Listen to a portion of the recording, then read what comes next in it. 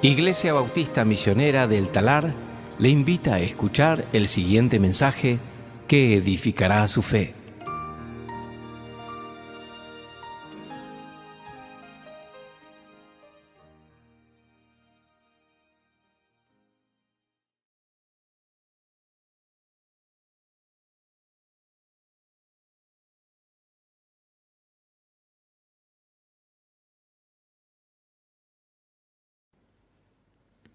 Vamos a tomar nuestras Biblias y vamos a abrir a Nehemías, capítulo 9. Nehemías, capítulo 9 en esta mañana. Vamos a continuar con el pasaje que comenzamos la semana pasada, del capítulo de Nehemías. Y hoy vamos a estar mirando específicamente en versículos 7 al 12. 7 al 12. Hemos estado mirando que la Escritura, la palabra de Dios, produce en el creyente confesión de pecado y adoración a Jehová su Dios. Y cuando nosotros comenzamos en Nehemías capítulo 9, versículos 1 al 4, nos encontramos allí en el día 24 de Tishrei, que era el día 24 de este mes séptimo, que es lo que hoy sería entre el 5 de septiembre y el 5 de octubre. Es el día 24 de un mes de adoración al Señor, un mes que comenzó el primer día en capítulo 8, versículo 1, un mes que el segundo día lo vimos en versículo 13. En días 15 al 22 vimos que tuvieron la fiesta de los tabernáculos en versículos 15 en adelante. Un mes de gran regocijo. Y aquí hemos llegado al día 24 y se reúne todo el pueblo. Y el pueblo se reúne, nos dice versículo 1, en ayuno, vestidos de cilicio y con polvo sobre su cabeza. Es un día de tristeza, es un día de dolor, es un día de confesión. Y nos cuenta aquí en los primeros versículos, nos resume lo que ellos hicieron en este día, con dolor y con arrepentimiento y con confesión de sus pecados. Nos dice en versículo 3 que cada uno está parado, cada uno está en su lugar y en la cuarta parte del día estuvieron leyendo de la palabra de Dios. Vimos que esto fue 3 horas. Y la cuarta parte del día estuvieron confesando sus pecados y adorando al Señor. Y también estuvieron clamando a Dios. Y cuando miramos esto nos damos cuenta que todo está enfocado, está rodeado y está centrado en Jehová su Dios. Leyeron la palabra de Jehová su Dios. Confesaron y adoraron, dice versículo 3, al Señor su Dios. Y clamaron al Señor su Dios. Hubo lectura, hubo confesión y adoración y hubo clamor. Y el centro de todo lo que ellos están haciendo es Jehová su Dios. No yo, ni siquiera mis problemas, ni siquiera lo que yo quiero, es Dios. Todo se trata de Dios.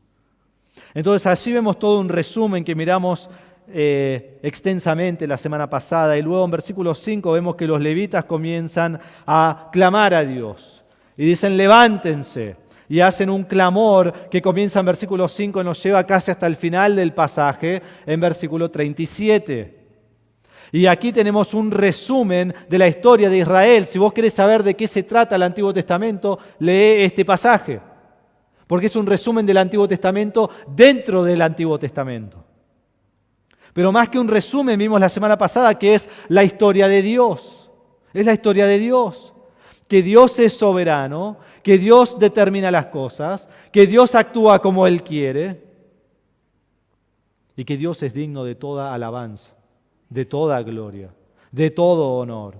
Entonces, comparamos la semana pasada cómo el pasaje habla de la pecaminosidad de Israel, de la infidelidad de Israel, que Israel pecó obstinadamente ante Dios, pero al mismo tiempo del otro lado vemos la fidelidad de Dios, la gloria de Dios. Y más abundó el pecado de Israel, más brilló la gloria de Dios. Más resplandecía la inmensa majestuosidad de Dios. Porque en este texto es Dios quien predomina. El texto es dominado por Jehová nuestro Dios. Y así lo hemos comenzado a estudiar, porque este es el comienzo del clamor, comienza con Dios, se desarrolla en Dios y termina en Jehová su Dios. Y es así que estamos estudiando este texto. Entonces, lo primero que vimos, la primera característica de esta oración que comenzamos la semana pasada fue la supremacía de Jehová Dios. La supremacía de Jehová Dios. Y comienzan los levitas y dicen, bendigan, alaben, exalten, glorifiquen al Señor Dios, porque Él es eterno. Él es por siempre y para siempre. Él es desde siempre y Él estará para siempre. Y dicen, Él es eterno. El versículo 5 dice, bendigan a Dios porque Él es glorioso. Él debe ser exaltado, Él debe ser puesto en alto, Él es bendito, Él es el Señor. Y no solo es el Señor, pero ha creado todas las cosas. Él es el creador de lo que se ve y de lo que no se ve. Todo y toda la adoración le rinde culto a Dios. Y termina el versículo 6 y dice, y el ejército de los cielos se postra ante ti. No solo es el creador de todo, pero todo lo que ha sido creado, lo más alto, lo más bajo, todo lo que sea, se rinde en adoración a Dios. Todo adora a Dios, no hay nadie ni nada que no adore a Dios. Y dice allí en el medio, en versículo 6, solo tú eres el Señor. Dios es único. No hay nadie que está a su par, no hay nadie que se acerque a Dios, no hay nadie que sea igual a Dios. No, es Dios y todo lo demás. Y todo lo demás le rinde adoración. Entonces Él es el Rey de gloria, Él es digno de toda alabanza y de toda adoración. Eso fue la supremacía de Jehová Dios y así nos enfocamos la semana pasada. Hoy vamos a ver dos características más de Dios en este pasaje. Y la primera es, que en realidad sería la segunda, ¿sí? Pues la primera fue la supremacía de Jehová Dios. La segunda es la elección soberana de Jehová Dios. La elección soberana de Jehová Dios. Y vamos a estar mirando en versículos 7 y 8, pero también en un momento les voy a decir que vayan a Génesis 12. ¿Sí? Vamos a mirar varios pasajes en Génesis, así que vamos a tener un dedo en Nehemías 9 y vamos a tener un dedo en Génesis capítulo 12. Pero aquí vemos que Dios es soberano. Nuevamente en versículo 7 dice, tú eres el Señor Dios. Mejor me gusta la traducción de la Reina Valera, tú eres Jehová Dios, porque ese es quien es Dios, es Jehová. Y siendo Jehová y siendo soberano como vemos aquí, Él hace lo que Él quiere. Hermanos, debemos entender que Jehová hace lo que Jehová quiere. El Salmo 115:3 dice, nuestro Dios está en los cielos, Él hace lo que le place. Salmo 135:6 dice, todo cuanto el Señor quiere, lo hace en los cielos y en la tierra, en los mares y en todos los abismos. Él hace lo que quiere. Y así como Él hace lo que quiere, Él escoge a quien Él quiere. Y Romanos nos dice que Él tiene misericordia, Él quiere tener misericordia. Entonces Dios toma al hombre o a la mujer que quiere para hacer el pacto que quiere, para determinar las promesas que Él quiere. Él hace lo que Él quiere. Y aquí en versículo 7 vemos que Dios determina escoger a Abraham. Y mírenlo aquí, en versículo 7, Él es un hombre pagano. Eso es lo que Dios escoge. Un hombre que tiene una mujer estéril, donde Dios tendrá que hacer un milagro que nadie podría entender que Dios pudiera hacer algo así. Un hombre que, si vemos el principio del versículo 7, dice que escogió a Abraham, padre enaltecido. Pero al final del versículo 7 dice que lo hace Abraham. Este es el padre de multitud. Él será un padre de una gran nación. Y en realidad todas las naciones serán benditas en él. De un hombre, muchas naciones. Y ahora vamos a explicar qué significa eso. Pero quiero que miremos versículo 7 y entendamos que la vida de Abraham es una obra de Dios de principio a fin. Miren lo que dice aquí. Tú eres Jehová Dios. Tú escogiste a Abraham. Tú lo sacaste de esta tierra pagana de Ur de los Caldeos. Y tú lo hiciste a Abraham. Dios elige, Dios obra, Dios transforma, Dios logra su plan perfecto. toma a un hombre sencillo, un hombre pecador, un hombre que tiene una esposa sin capacidad de tener hijos y lo hace padre de multitudes. Ese es nuestro Dios soberano, nuestro Dios que escoge como quiere, nuestro Dios que hace lo que le place. Y en versículo 8, la segunda frase dice, e hiciste con él un pacto, haz un pacto con Abraham. Y aquí nos habla de una parte de ese pacto, para darle la tierra del cananeo, del hitita, del amorreo, del fereceo, del jebuseo, del gergeseo, para darla a su descendencia, y has cumplido tu palabra porque eres justo. Entonces Dios hace un pacto con Abraham. Mírenlo conmigo en Génesis 12. Vamos a mirar Génesis 12, versículo 1, y pongan un dedo acá o alguna cosita acá para que estemos yendo y viniendo. En Génesis 12, Dios hace una promesa para Abraham, que es la promesa más increíble hasta este punto en la Biblia. Y vamos a ver cómo esta promesa comienza con un hombre, pero esto es algo que todavía ni siquiera se ha cumplido del todo y será algo increíble en el fin de los tiempos. Dice: el Señor dijo a Abraham, vete de tu tierra, de entre tus parientes y de la casa de tu padre, a la tierra que yo te mostraré. Y aquí vemos que esto es algo que se va a expandir, esta promesa, en pasajes que vienen, pero ya le está prometiendo una tierra. Haré de ti una nación grande y te bendeciré, engrandeceré tu nombre y serás bendición. Bendeciré a los que te bendigan y al que te maldiga maldeciré. En ti serán benditas todas las familias de la tierra. Hermanos, hay varias cosas aquí. Vayan conmigo a Génesis 17:8. Lo primero que Dios le está prometiendo a Abraham es una tierra. Y esta tierra será dada a Abraham para siempre. Dice Génesis 17:8, y te daré a ti y a tu descendencia después de ti la tierra de tus peregrinaciones. Y aquí agrega a lo que dijo en Génesis 12, toda la tierra de Canaán como posesión perpetua. Esto no es por un tiempo. Esto no es por una cantidad de años. Esto es perpetuo. Esto es para siempre. Y miren su descendencia, lo que dijo en Génesis 12, cómo lo va expandiendo. Miren Génesis 15:5. Dice: el Señor lo llevó fuera y le dijo, ahora mira el cielo y cuenta las estrellas si te es posible contarlas. Así será tu descendencia. Génesis 17:4. En cuanto a mí, ahora mi pacto es contigo y serás padre de multitud de naciones. Génesis 22:17. De cierto te bendeciré grandemente y multiplicaré en gran manera tu descendencia como las estrellas del cielo y como la arena en la orilla del mar. Hermano, ¿alguna vez fuiste al mar? Contá los granitos de arena. Y es más, te dejo ir un día que la marea está alta, ¿no? Y hay un pedacito así de arena, contalos. No se pueden contar. Las estrellas en el cielo, andá al campo en toda la oscuridad y mirá el cielo despejado y contá las estrellas. Miren la promesa que Dios le da a Abraham. A un hombre que tiene una mujer estéril y que él le va diciendo, le va mostrando, no, el hijo que te voy a dar de esta promesa viene de Sara. Algo imposible. Una tierra para siempre, una gran descendencia que no se puede contar. Pero no solo eso, sino que le dijo, en ti van a ser benditas todas las naciones de la tierra. Miren conmigo Génesis 22:18.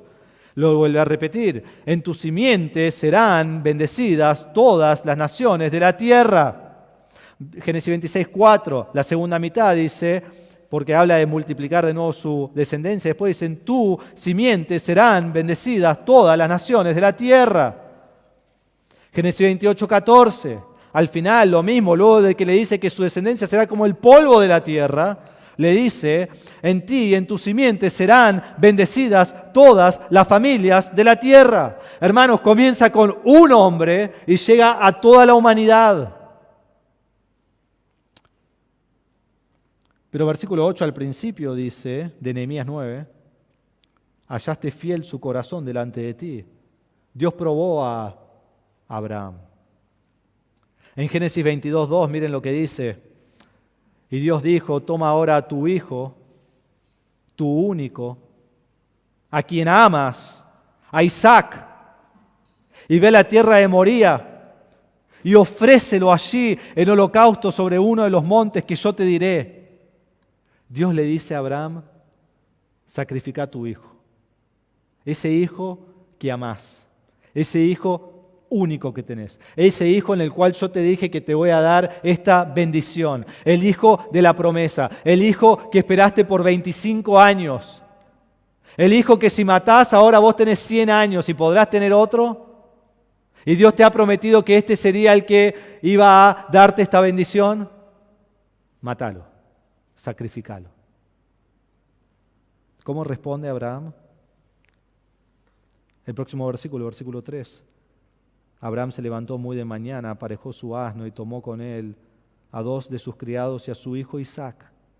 También partió leña para el holocausto y se levantó y fue al lugar que Dios le había dicho. ¿Cómo responde Abraham? Abraham no hace preguntas. Abraham no pone excusas. Abraham ni siquiera contesta a Dios, no dice nada. En otros lugares vemos que sí habla con Dios. Abraham no pospone esto. No tiene un debate en su mente si es realmente lo que Dios quería que él haga o no. Y no dice, bueno, tengo que orar para ver si realmente fue la voluntad de Dios. Y Dios, si es tu voluntad, sea alguna otra señal. No, con rapidez. Dice aquí el versículo 3, se levanta muy de mañana, temprano, prepara todo a primera hora, sin dudar, sin fluctuar. Y nos dice que en el camino el hijo le dice, vos tenés esto y tenés esto y tenés esto. Y el sacrificio, no te preocupes, hijo, Dios va a proveer. El sacrificio sos vos. Y él obedece a la voz del Señor, resuelto, determinado, decidido, porque él va a hacer lo que Dios le dice, porque él cree en Dios. Y nos dice en Génesis 22:9, llegaron al lugar que Dios le había dicho a Abraham, y Abraham edificó allí el altar, arregló la leña, ató a su hijo Isaac y lo puso en el altar sobre la leña. Entonces Abraham extendió su mano y tomó el cuchillo para sacrificar a su hijo. Pero el ángel del Señor lo llamó desde los cielos y dijo, Abraham, Abraham. Y él respondió, aquí estoy. Y el ángel dijo, no extiendas tu mano contra el muchacho ni le hagas nada, porque ahora sé que temes a Dios, ya que no me has rehusado tu hijo único. Y Dios le repite la promesa. En versículo 17 dice, de cierto te bendeciré grandemente y multiplicaré en gran manera tu descendencia como las estrellas del cielo y como la arena en la orilla del mar, y tu descendencia poseerá la puerta de sus enemigos. En tu simiente serán bendecidas todas las naciones de la tierra, porque tú has obedecido mi voz. Devuelve a dar esta promesa, una promesa que comienza con un hombre y termina con todas las naciones. Ahora, antes de que lleguemos a este punto, Dios ya sabía que Abraham confiaba en él. Y aquí nos dice, hallaste fiel su corazón delante de ti. Y en realidad en Génesis 15:6 nos dice que Abraham creyó a Dios y le fue contado por justicia. Aquí se pone a prueba su fe, pero Dios ya sabe que él tiene fe. Y en Romanos 4:3 se repite lo que ocurre en Génesis 15:6. Y en Gálatas 3:6 se repite de nuevo. Y Pablo dice así, Abraham creyó a Dios y le fue contado por justicia. Y al creer en Dios, él tuvo salvación. Y decimos, qué bueno, Dios le prometió esto a Abraham. Le prometió una tierra, le prometió una descendencia, le promete salvación. Qué bueno que todo esto es para él. ¿Pero qué tiene que ver conmigo? Hermanos, porque todo lo que fue para Abraham se extiende a nosotros. En Gálatas 3:7, después de que dice que Abraham creyó a Dios y le fue contado por justicia, escuchen esto, dice, por tanto sepan que los que son de fe, estos son hijos de Abraham. La Escritura, previendo que Dios justificaría a los gentiles, a las naciones, por la fe, anunció de antemano las buenas nuevas a Abraham, diciendo, en ti serán benditas todas las naciones. Así que los que son de la fe son bendecidos con Abraham, el creyente. Hay bendiciones en Abraham para el pueblo de Israel, pero esta bendición va más allá de Israel. Es para todo aquel que cree en Cristo como su Salvador personal. Esa es la forma en que yo soy bendecido en Abraham. Y esta promesa estaba desde Génesis 12.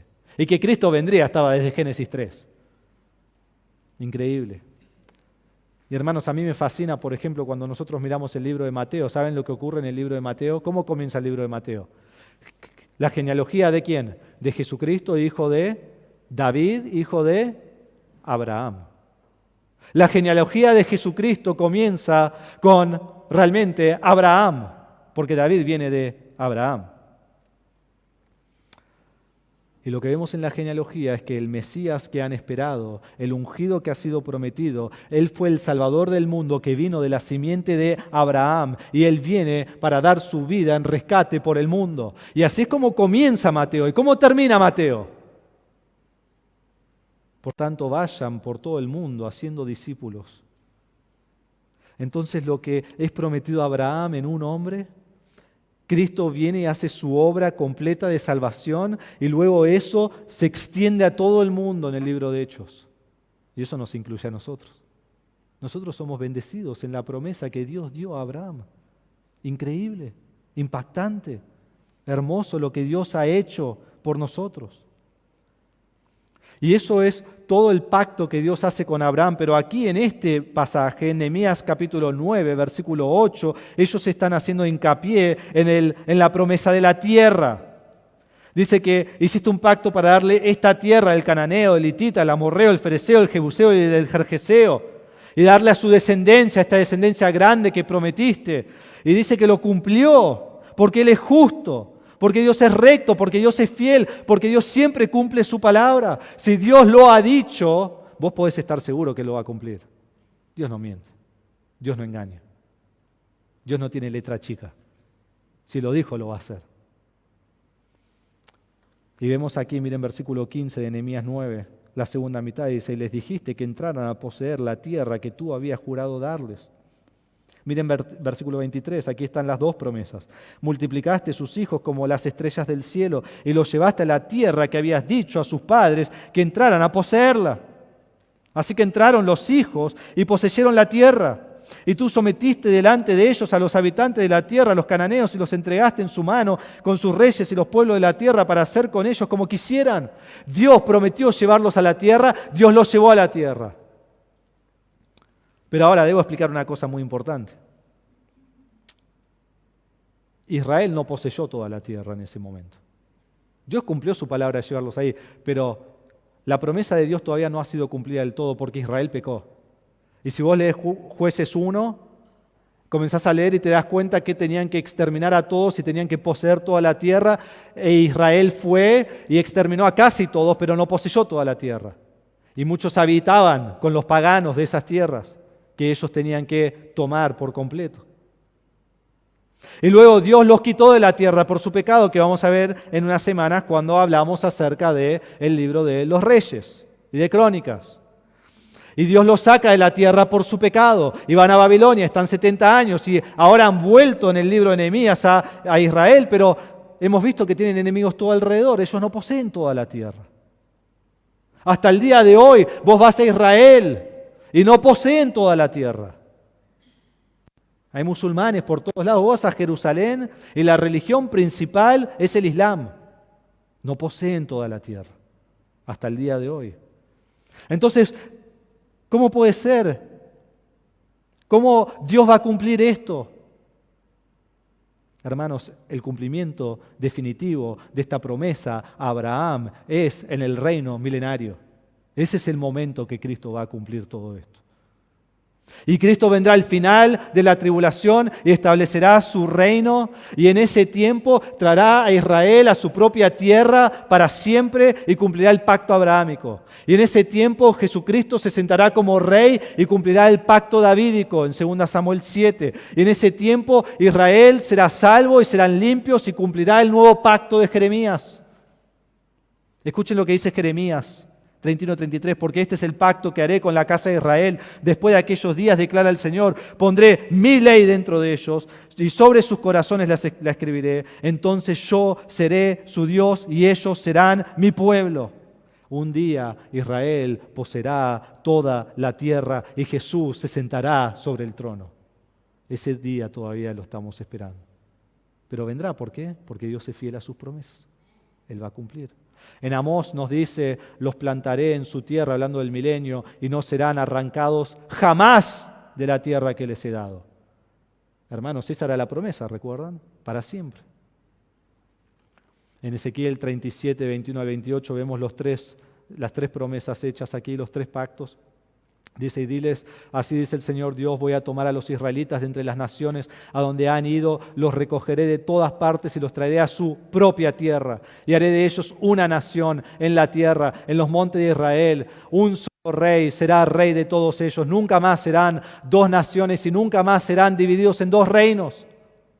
No se contaminarán más con sus ídolos, ni con sus abominaciones, ni con ninguna de sus transgresiones, sino que los libraré de todos los lugares en que pecaron y los limpiaré. Y ellos serán mi pueblo, y yo seré su Dios. Lo mismo que vimos en Jeremías, ¿no? Y dice, mi siervo David será rey sobre ellos. Esto está aludiendo a Cristo, porque Cristo se sentaría en el trono de David, pues David ya ha muerto. Y todos ellos tendrán un solo pastor, andarán en mis ordenanzas y guardarán mis estatutos y los cumplirán. Habitarán en la tierra que di a mi siervo Jacob, en la cual habitaron sus padres. En ella habitarán ellos y sus hijos y los hijos de sus hijos para siempre. ¿Cuál era la promesa? Estarán para siempre. Y mi siervo David será su príncipe para siempre. Cristo reinará para siempre. Haré con ellos un pacto de paz, será un pacto eterno con ellos, y los estableceré y los multiplicaré y pondré mi santuario en medio de ellos para siempre. Mi morada estará también junto a ellos y yo seré su Dios y ellos serán mi pueblo, y las naciones sabrán que yo, el Señor, santifico a Israel cuando mi santuario esté en medio de ellos, por si lo olvidamos, ¿no? Para siempre. Dios hace un pacto que es para siempre. Y todo lo que Dios promete lo cumple porque Él es justo y fiel a sus promesas. Entonces miramos estos versículos 7 y 8 y vemos que la elección de Dios es segura. Y así como Dios escogió a Abraham, hermano, Dios te escoge a vos. Nos dice la Biblia en Efesios 1:4 que Dios nos ha escogido en Cristo antes de la fundación del mundo para que seamos santos y sin mancha. Nos dice la Biblia porque Dios los ha escogido desde el principio para salvación mediante la santificación del Espíritu Santo. Y todos los que ha escogido desde antes de la fundación del mundo, la Biblia nos dice que Cristo nos redime por su sangre. En Efesios 1:7 dicen, en Él, en Cristo, tenemos redención, salvación, rescate por medio de la sangre de Él, el perdón de pecados según la riqueza de su gracia. Nos dice en 2 Timoteo 1:9, Él nos ha salvado y nos ha llamado con un llamamiento santo, no según nuestras obras. Yo no puedo lograr la salvación, yo no puedo llegar a Dios, yo no puedo hacer nada por mí mismo para estar bien con Dios, no según nuestras obras, dice el pasaje, sino según su propósito, según la gracia que nos fue dada en Cristo Jesús desde la eternidad. Y todo aquel que Dios escogió y todo aquel que Dios redime con su sangre, Dios los mantiene seguros hasta el final. Nos dice Filipenses 1:6, estoy convencido precisamente de esto, que el que comenzó en ustedes la buena obra la perfeccionará hasta el día de Jesucristo. Nos dice Romanos 8:30, a los que Dios predestinó, a estos también llamó, y a los que llamó, a estos justificó, y a los que justificó, glorificó. ¿Alguien está glorificado hoy? No, pero es tan seguro como la salvación, y es tan seguro como el llamamiento y como su predestinación desde antes de la fundación del mundo. Esta es la elección de Dios, esta es la redención de Dios y la glorificación de Dios. Ahora quizás te preguntás, ¿cómo puedo saber yo si he sido escogido por Dios o no? Porque solo aquel que es escogido puede ser salvo. ¿Cómo puedo saber? Por poner mi fe en Cristo. Si yo he puesto mi fe en Cristo como mi Salvador, que Cristo vino a este mundo, murió por mi pecado, tomando la ira de Dios sobre Él, y fue sepultado, y al tercer día resucitó en victoria sobre el pecado, y yo me arrepiento de mi pecado y creo solo en Él para salvación, he sido salvo. Y ahí yo me doy cuenta que Dios me escogió desde antes de la fundación del mundo. Y podés tener la certeza de que si te ha escogido y sos salvo, te mantendrás seguro hasta el final. La salvación no se pierde. El que cree en Él no dice tendrá vida eterna. El pasaje dice tiene vida eterna y no la pierde más. Pero hermanos, pensemos en esto, si Dios es fiel en cumplir nuestra redención eterna, lo más importante de nuestra vida, nuestra alma, ¿dónde va cuando morimos? Si Dios es fiel en cumplir eso, entonces, ¿no crees que Dios es fiel a sus demás promesas? ¿Que Él nunca te desamparará? ¿Que Él nunca te abandonará? ¿Que nunca te dejará sin lo necesario que vos necesitas? ¿Que Él siempre obra para tu bien como ha prometido? Entonces, hermanos, debemos estudiar la palabra. Debemos anotar sus promesas. A medida que voy estudiando, voy anotando y voy atesorando sus promesas dentro de mi corazón, porque sé que todo lo que Dios promete, lo hace. Y qué gozo que es vivir en esa manera, sabiendo que Dios cumplirá todas sus promesas. Y nunca fallará, y nunca mentirá, y nunca engañará, porque Él es justo y recto y Él cumple sus promesas. Y aquí los levitas dicen, y has cumplido tu palabra porque eres justo. Esa es la elección soberana de Jehová. Tercero, la tercera característica que vemos aquí es la clemencia y compasión. La clemencia y compasión de Jehová Dios. Y vamos a ver solo la mitad de esto porque no lo pude terminar, ¿sí? Así que se va a hacer muy largo. Entonces vamos a mirar hasta el versículo 12. Leamos versículos 9 al 12. Dice así: Tú viste la aflicción de nuestros padres en Egipto y escuchaste su clamor junto al Mar Rojo. Entonces hiciste señales y maravillas contra Faraón, contra todos sus siervos y contra todo el pueblo de su tierra, pues supiste que ellos los trataban con soberbia y te hiciste un nombre como el de hoy. Dividiste el mar delante de ellos y pasaron por medio del mar sobre tierra firme y echaste en los abismos a sus perseguidores como a una piedra en aguas turbulentas. Con columna de nube los guiaste de día, con columna de fuego de noche para alumbrarles el camino en que debían andar. Vemos la clemencia y la compasión de Jehová Dios. Aquí pasamos de versículo 8 a versículo 9, de Abraham a Egipto. Y si, bueno, ¿cómo pasamos esto? Bueno, hemos salteado pasajes de Génesis, ¿no? Pero lo que sabemos de la palabra de Dios es que Abraham tuvo un hijo, que fue el hijo de la promesa. Este fue Isaac. Isaac tuvo un hijo, tuvo varios, ¿no? Pero un hijo que fue Jacob. Y Jacob es llamado luego Israel. Israel tiene hijos y vemos que uno de esos hijos es José. Y sus hermanos odian a José, porque él tiene sueños donde todos caen de rodillas ante él.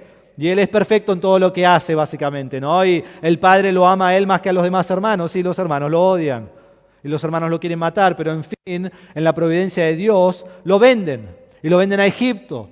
Y pasan un montón de cosas en su vida en Egipto que puedes leer de capítulo más o menos 35 o 36 de Génesis hasta el final del libro. Y él termina siendo el segundo más alto de todo Egipto bajo Faraón.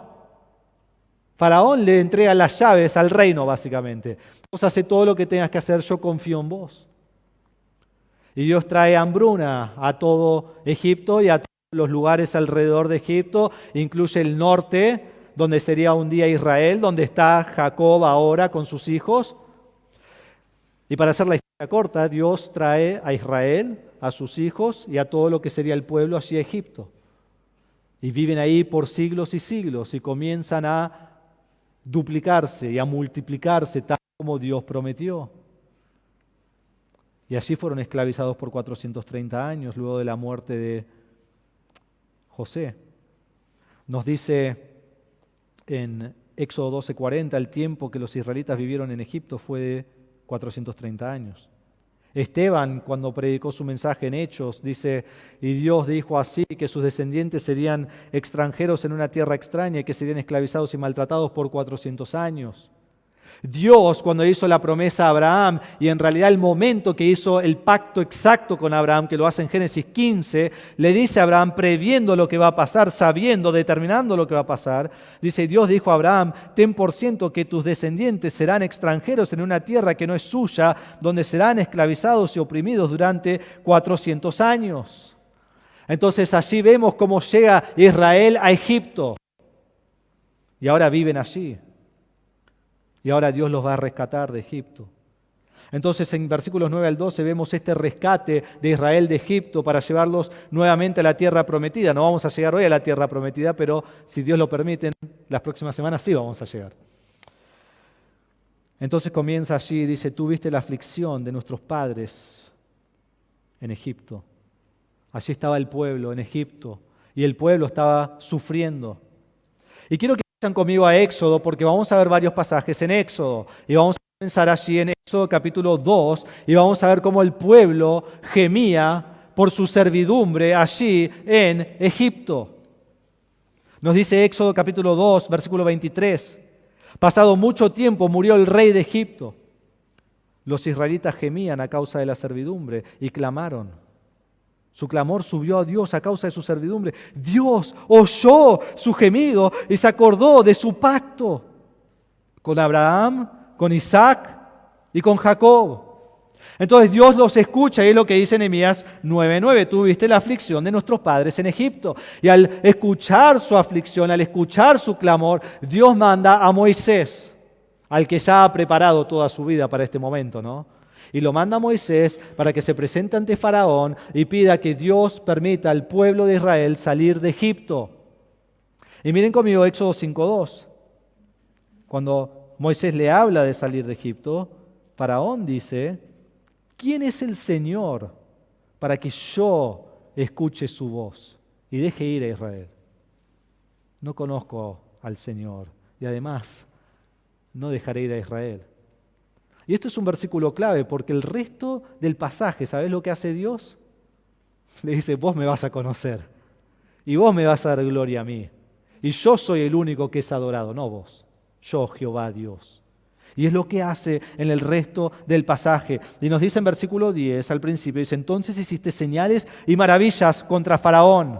Trae plagas, ¿no? Todos conocemos las plagas en Egipto.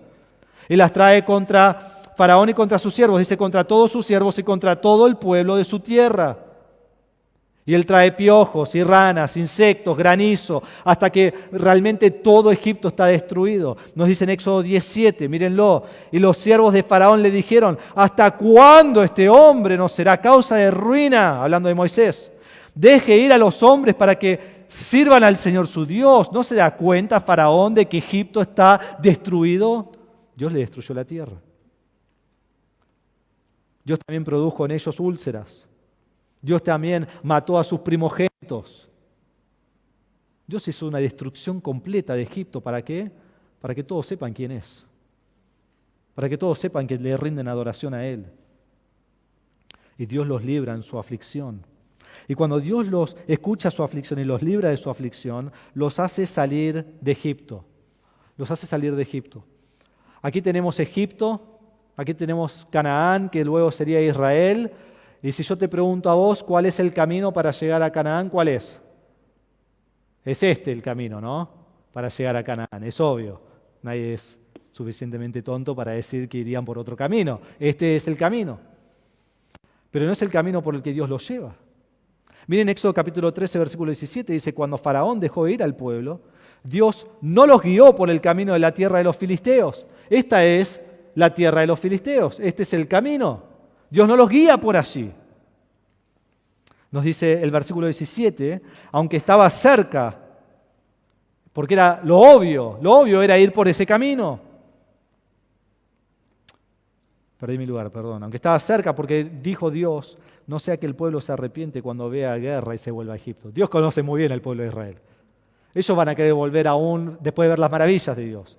Y no quería que lleguen por el camino de los filisteos, haya guerra y digan, no, nos volvemos. Nos volvemos porque tenemos miedo.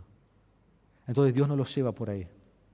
Sino que nos dice versículo 18, Dios pues hizo que el pueblo diera un rodeo por el camino del desierto hacia el Mar Rojo. En orden de batalla subieron los israelitas de la tierra de Egipto. Y versículo 20 nos dice que salieron de Sucot y acamparon en Etam, al borde del desierto. Entonces en vez de ir al norte, van al sur. Y Sucot está como por aquí, y en vez de ir allí, dice que hacen un rondeo, ve por el desierto, y aquí termina el Mar Rojo. Ellos están en la punta, ahí donde termina el Mar Rojo, pero no tienen el Mar Rojo delante de ellos. Están al lado del Mar Rojo y pueden seguir progresando. Y miren lo que Dios hace. En Éxodo capítulo 14, versículo 1, Dios los envía a Pi-Hahirot. Dice: el Señor habló a Moisés y le dijo: di a los israelitas que den la vuelta y acampen delante de Pi-Hahirot, junto a Migdol y el mar. Ustedes acamparán frente a Baal-Zephón, en el lado opuesto junto al mar. No era suficiente donde ellos estaban. Dios quería que estén delante del mar. Dios quería que ellos estén atrapados. Dios quería que ellos no tengan salida. ¿Por qué Dios haría eso? Mírenlo, Éxodo 14, 3. Porque Faraón dirá de los israelitas: andan vagando sin rumbo por la tierra. El desierto los ha encerrado. Pero yo endureceré el corazón de Faraón y él los perseguirá, y seré glorificado por medio de Faraón y de todo su ejército, y sabrán los egipcios que yo soy el Señor. Faraón dijo: ¿quién es el Señor? Vos vas a saber. Y así lo hicieron. Versículo 5, cuando le anunciaron al rey de Egipto que el pueblo había huido, Faraón y sus siervos cambiaron de actitud hacia el pueblo y dijeron: ¿qué es esto que hemos hecho, que hemos permitido que Israel se fuera y dejaran de servirnos? Faraón preparó su carro y tomó consigo su gente, tomó 600 carros escogidos y todos los demás carros de los israelitas, pero estos habían salido con mano fuerte. Los egipcios los persiguieron con todos los caballos y carros de Faraón, su caballería y su ejército, y los alcanzaron acampados junto al mar, junto a Pi-Hahirot, frente a Baal-Zephón. Aquí está el pueblo ante el mar. Este es el Mar Rojo. A veces pensamos: bueno, era chico, podrían haber pasado. No, no podrían haber cruzado. Y tienen el Mar Rojo delante de ellos. Y tienen el pueblo de Egipto detrás de ellos. Y están atrapados. Están atrapados. Ni siquiera por voluntad propia. Dios los mandó ahí a propósito, para atraparlos, para mostrar su gloria. Y allí en ese lugar, mírenlo, Éxodo 14:10, al acercarse Faraón, los israelitas alzaron los ojos y vieron que los egipcios marchaban tras ellos. Imagínate, vos creés que tenés ataques de pánico, este sería un momento para tener un ataque de pánico. Entonces los israelitas tuvieron mucho miedo y clamaron al Señor. Ahí está nuestro pasaje, Nehemías 9:9. Y escuchaste su clamor junto al Mar Rojo. Claman al Señor. Y miren qué más hace Israel, que fue típico de Israel, y dijeron a Moisés: ¿acaso no había sepulcros en Egipto para que nos sacaras a morir en el desierto? ¿Por qué nos has tratado de esta manera, sacándonos de Egipto? ¿No es esto lo que dijimos en Egipto? Dejanos para que sirvamos a los egipcios. Recordaban mal la historia, ¿no? Pero porque es mejor, dice, porque mejor nos hubiera sido servir a los egipcios que morir en el desierto. Pero Moisés dijo al pueblo: no teman. Estén firmes y vean la salvación que el Señor hará hoy por ustedes, porque los egipcios a quienes han visto hoy no los volverán a ver jamás. Hermanos, Dios escuchó su clamor. Y el versículo 10 dice: entonces hiciste señales y maravillas contra Faraón. Esto no fue solo en Egipto, donde estaban las 10 plagas. Esto fue aquí en el Mar Rojo. Hace grandes señales para ellos.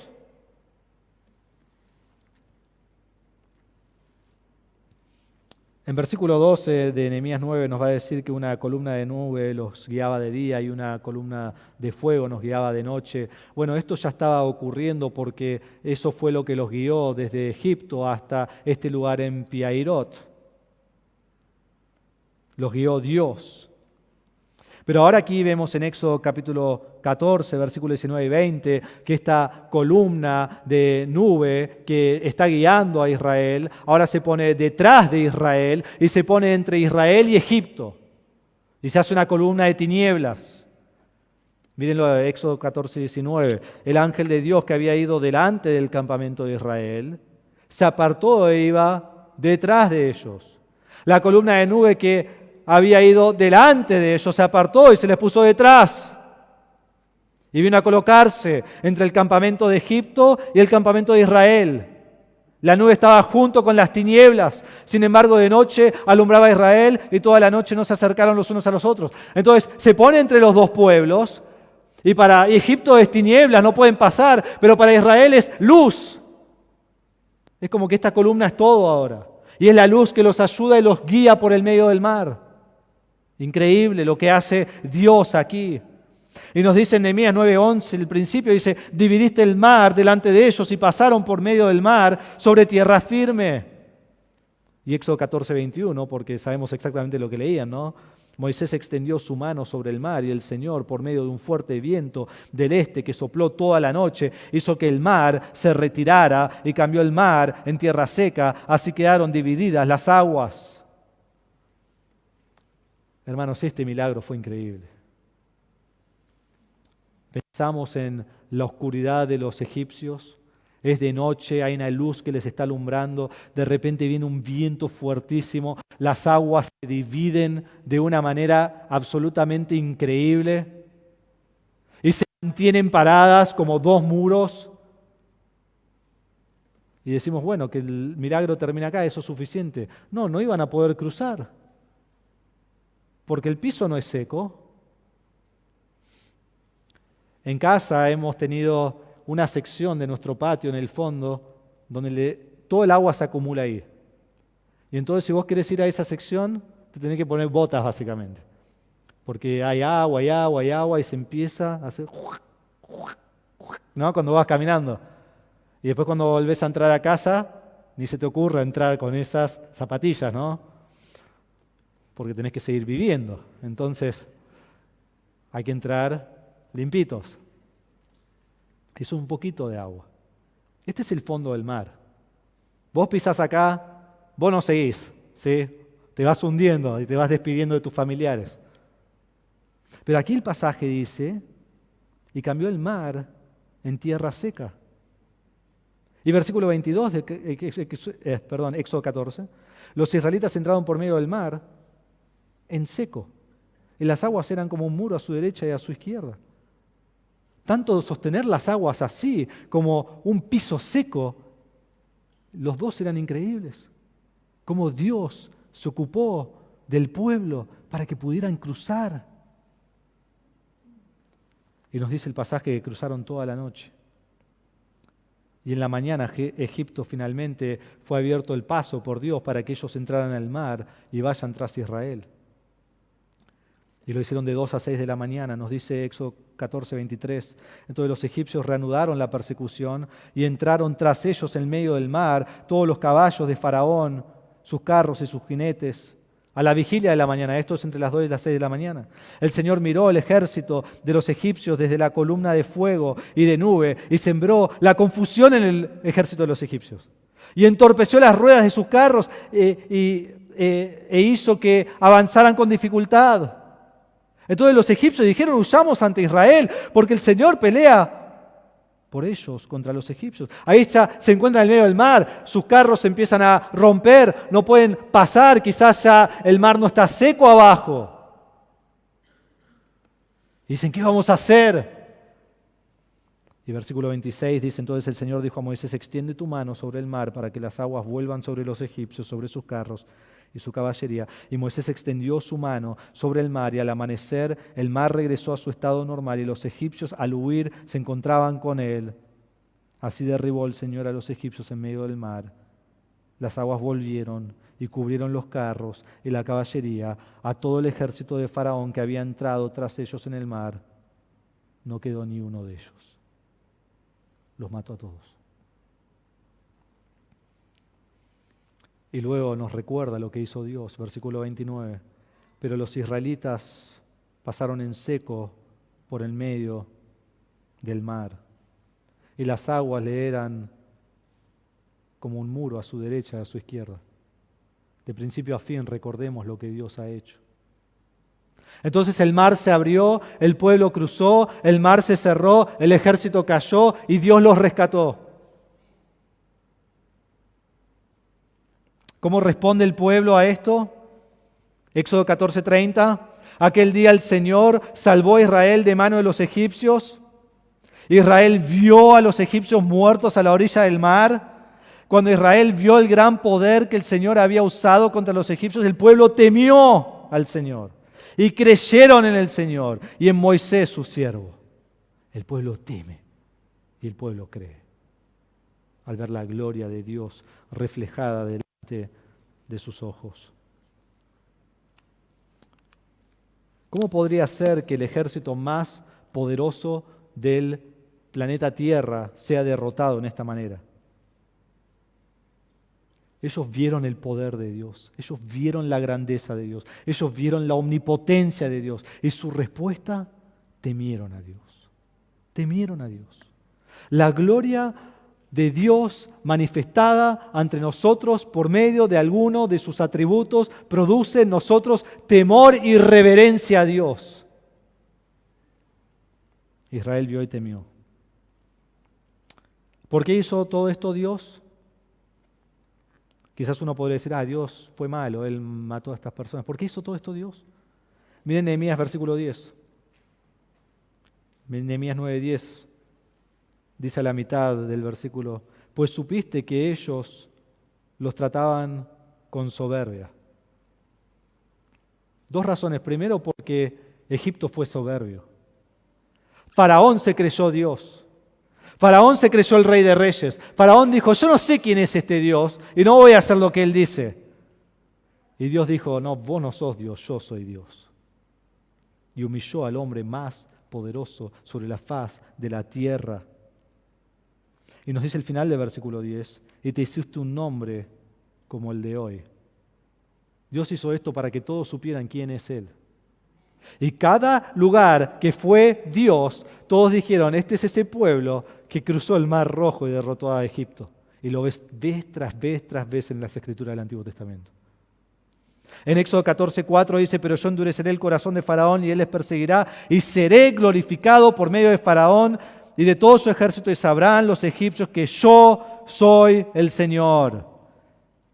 Éxodo 14:17 dice, pero yo endureceré el corazón de los egipcios para que entren a perseguirlos. Me glorificaré en Faraón y en todo su ejército, en sus carros y en su caballería. Entonces sabrán los egipcios que yo soy el Señor cuando sea glorificado en Faraón. 9:17 dice, porque la Escritura dice a Faraón, para esto mismo te he levantado, para demostrar mi poder en ti, para que mi nombre sea proclamado por toda la tierra. No solo Dios es glorificado, pero Dios levanta a Faraón en su poder para humillarlo y glorificarse a sí mismo. Increíble, Dios es Dios y no Faraón. Él es glorificado. Y hermanos, cuando miramos aquí en versículos 9 y 10 y 11, y no leí el 11, pero lo miramos, que dividió el mar delante de ellos, y pasaron por medio del mar sobre tierra firme. Entonces ellos recuerdan, abre el mar, pasan en tierra firme, y echaste en los abismos a sus perseguidores como una piedra en agua turbulenta. Así fue como murieron. Hermanos, Dios tuvo compasión de Israel. Dios tuvo compasión de Israel. Él vio su aflicción, Él escuchó su clamor y Él respondió. Derrotó a Egipto, demostró su gran poder. Y cuando el pueblo vio esto, temió. Esta es la compasión y la clemencia de Dios y produce en sus hijos un sentido de terror y de temor y de asombro que Dios me pudiera amar tanto para hacer algo así. Finalmente en versículo 12 dice, con columna de nube los guiaste de día y con columna de fuego de noche para alumbrarles el camino en que debían andar. Dios fue su guía. Dios fue su guía. En todo esto Dios los guió a ese lugar exacto en el mar, delante del mar, por medio del mar y después del mar. Los guió de día con una nube para que ellos pudieran seguirlo y saber que Dios estaba delante de ellos. Los guió de noche con fuego para que sigan caminando en el medio de la noche, siempre alumbrándoles el camino, Dios siempre guiándoles a donde tienen que ir. Y hermanos, si pensamos, ojalá Dios fuera así hoy, Dios es así hoy. Dios nos guía en la misma manera, pero por medio de su palabra. En Salmo 119, 105, un pasaje que conocemos muy bien. Lámpara es a mis pies tu palabra y luz para mi camino. Hermanos, por medio de la palabra de Dios, Dios guía mi vida por el camino que Él quiere que yo ande. Tengo que leer la palabra y seguir la guía de Dios. Es cuando yo me desvío que hay problemas. Pero Dios nunca me dejará, Dios nunca me abandonará, sea la que sea la situación en la que me encuentro en mi vida, Dios está para guiarme y lo hará por medio de la palabra que me ha dado. Hermanos, a veces Dios te pondrá en situaciones extremas. Lo del mar aquí no fue una casualidad. Dios no calculó mal. Dios sabía exactamente dónde estaba poniendo a Israel. Dios sabe exactamente dónde te pone. Y a veces te pone entre la espada y la pared para que confiemos en Él.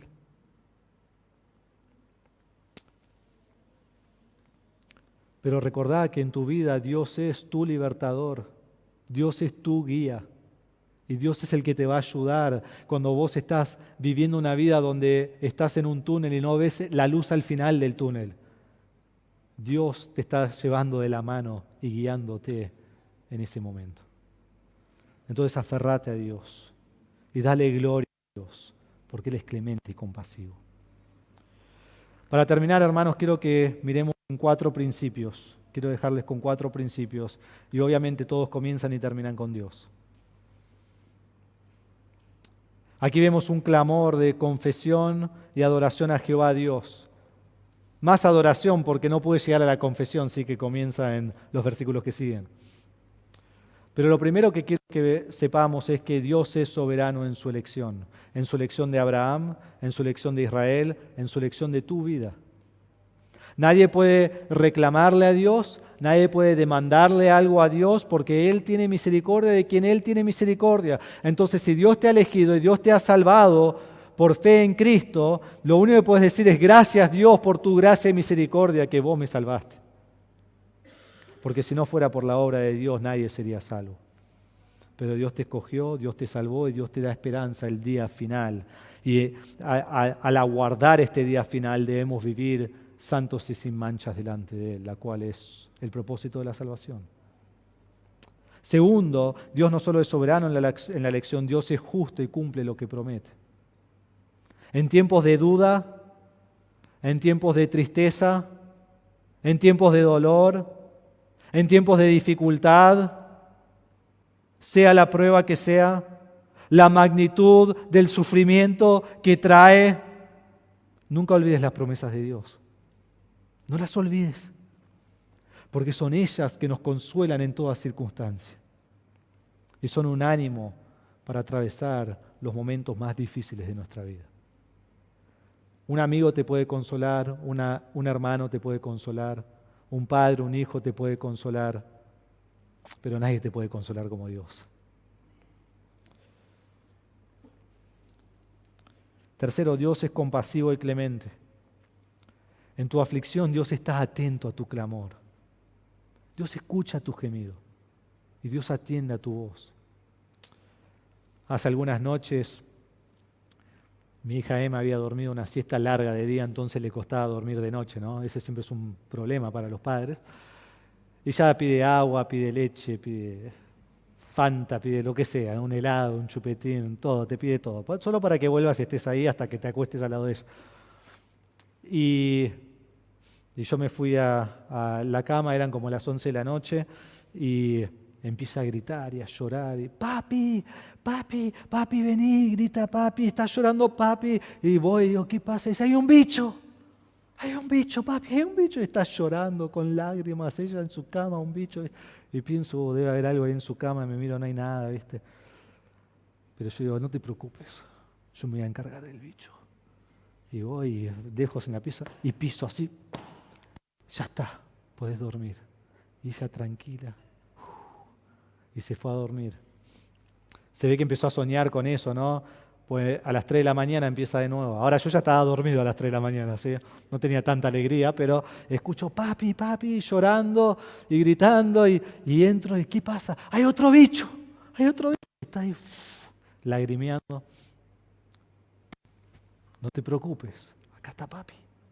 Y voy, Listo, ¿podés dormir? Sí, gracias, gracias. Y se volvió a dormir toda la noche.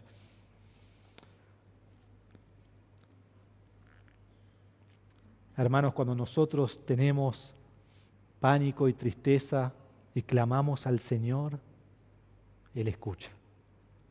Y Él nos consuela. Y Él nos ayuda. Y Él nos ama. Y Él nos guía. Y quizás pensamos lo de Emma parecía una pavada. Sí, pero para ella era súper importante y necesitaba a su papá. Y lo de nosotros quizás a veces puede parecer a otro una pavada, pero para Dios es súper importante y Él va a cuidar de ti. Entonces, recordemos que Dios es clemente y compasivo y debemos aferrarnos a sus promesas.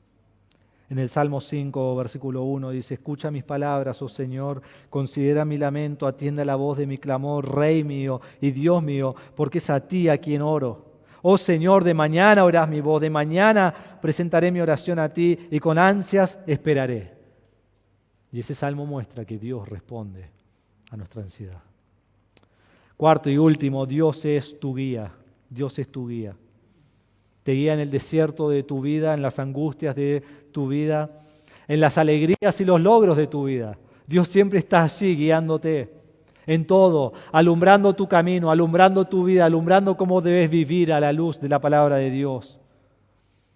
Entonces te pregunto, ¿querés andar en el camino recto por el cual Dios te guía con su luz? Hermanos, debes estudiar la palabra. Debes amar la palabra. Debes meditar en la palabra. Debes tomar lo que Dios ha dicho de, tu palabra, de su palabra y guardarlo en tu mente y en tu corazón y así poder vivir como Dios quiere que vivas y seguir la guía de Dios y Él será tu consuelo y tu paz y tu gozo en todo lo que haces. Dios no promete que cuando venís a Él no vas a tener más problemas. Dios promete que Él te va a cuidar y Él te va a guiar y Él te va a fortalecer y Él va a crecer tu fe por medio de esas pruebas. Hermanos, que la palabra de Dios exalte a Dios y produzca adoración a Él por lo que ha escrito. Vamos a orar. Padre, te damos gracias por tu palabra en esta mañana.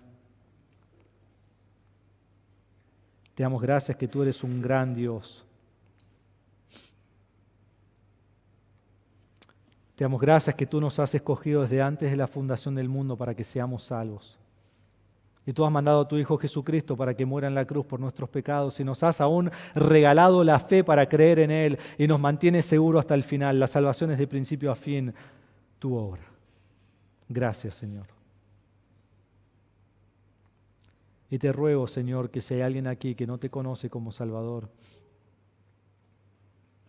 que se arrepienta hoy de sus pecados. Que ponga su fe en Cristo, es la única forma de ser salvo.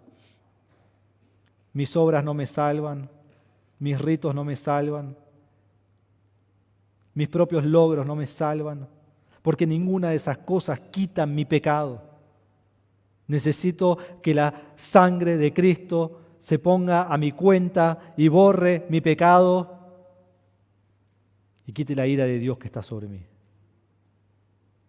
Entonces, si hay alguien aquí que no te conoce, debe arrepentirse de su pecado y creer en Cristo que murió en la cruz por sus pecados y resucitó al tercer día en victoria sobre la muerte. Porque, Padre, la Biblia nos enseña que tú has elegido para salvación, pero aquel que se va al infierno no es porque no fue elegido, es porque rechaza a Cristo. Y te pido que si hay alguien aquí que ha rechazado a Cristo con su vida, que hoy caiga ante ti, que tú quebrantes su corazón, que le des convicción de pecado y se arrepienta y ponga su fe en Cristo. Hoy te ruego, Señor, que los salves, que la salves. Que haya entrado aquí sin Cristo y se vaya de aquí con un gozo de la salvación que tiene en nuestro Señor Jesucristo. Padre, te damos gracias por tu elección, te damos gracias porque tú cumples tus promesas. Te damos gracias porque tú eres clemente y compasivo. Te damos gracias porque tú eres nuestra guía. Que nos vayamos de aquí llenos, pensando en la magnificencia de la majestuosa santidad de Dios, sentado en su trono, en toda su gloria, el único digno de alabanza. Y siendo tan grande y tan majestuoso, se preocupa por el detalle más intrínseco de nuestra vida. Increíble. Que tu nombre sea glorificado en esta mañana. En el nombre de Jesús lo pedimos. Amén.